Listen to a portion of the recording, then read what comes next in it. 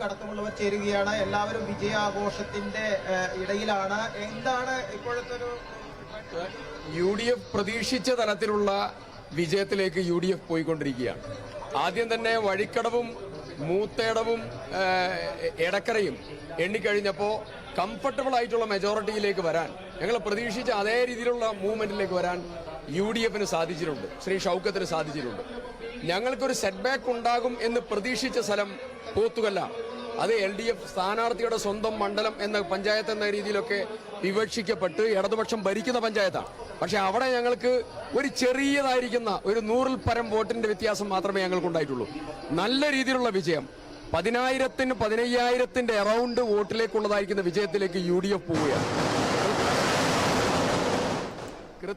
കേരളത്തിലെ 9 വർഷം കഴിഞ്ഞ ഇടതുപക്ഷ ജനാധിപത്യ മുന്നണി ഭരണം താഴെ ഇറക്കണം എന്ന് നിലമ്പൂരിലെ ജനം വിധിയെഴുതിയതിന്റെ ആദ്യ കൃത്യമായ സൂചനകളാണ് ഇത്. 2026-ലെ തെരഞ്ഞെടുപ്പിലേക്കുള്ള ദിശഭാഗിയാണ്. അതിന്റെ ആദ്യത്തെ ചവിട്ടുപടി നിലമ്പൂർ പാകും, തർക്കമില്ല.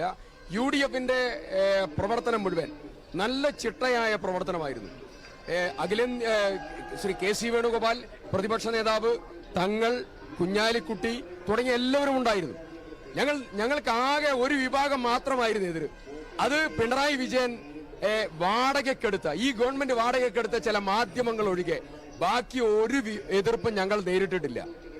പക്ഷെ ആ മാധ്യമങ്ങൾക്കും ഇന്ന് UDFന് അനുകൂലമായി, ഷൗക്കത്തിന് അനുകൂലമായി സംസാരിക്കേണ്ടി വരുന്നു എന്നുള്ളത് ഒരു കാവ്യനീതിയാണ്. ഞങ്ങളൊക്കെ അത് മനോഹരമായി ആസ്വദിക്കുകയാണ് ജനം നൽകുന്ന ഈ വിധിയിൽ.